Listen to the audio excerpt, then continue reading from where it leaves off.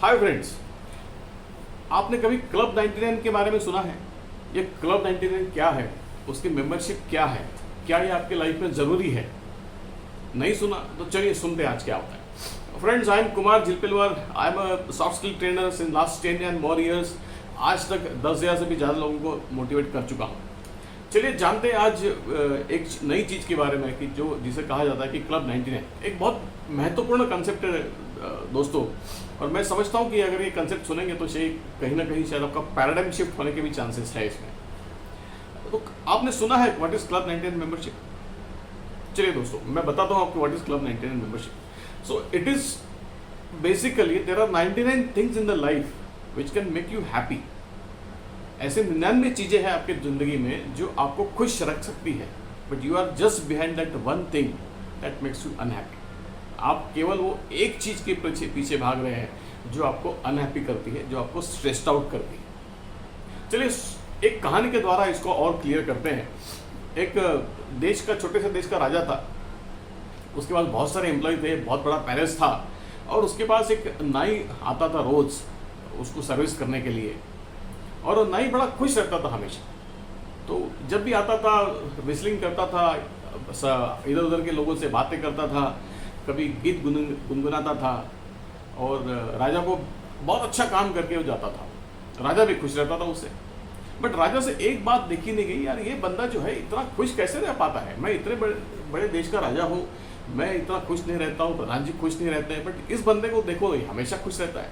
तो प्रधान जी से पूछते हैं, प्रधान जी इज इट हाईली पेड? क्या हम इसे बहुत ज़्यादा तनख्वाह दे रहे हैं, या कहीं उसको कहीं कुछ ट्रेजर तो नहीं मिल गया, कहीं कुछ खजाना तो नहीं मिल गया? प्रधान जी कहते हैं कि नहीं सर, ऐसा नहीं है, he is not a member of club 99। तो वो क्या है?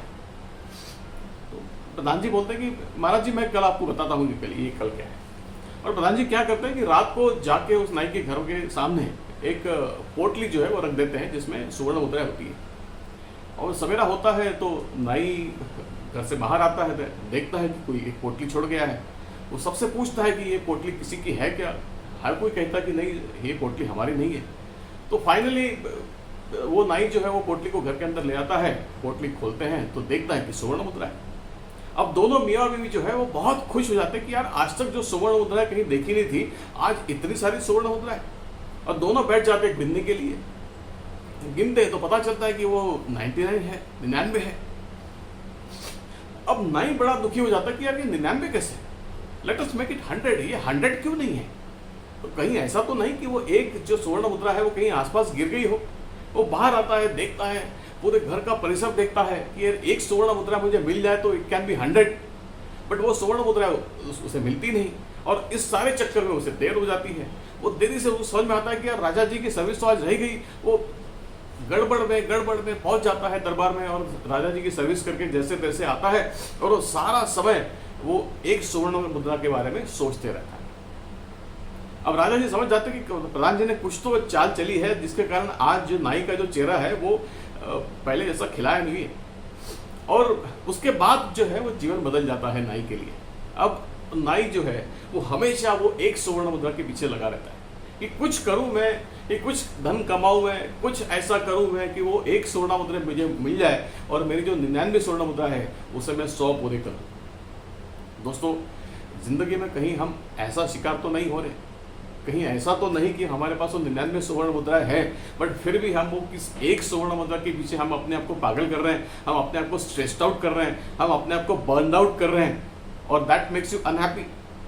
तो दोस्तों, आइए आज एक प्रण लेते हैं कि count down your 99 things which makes you happy.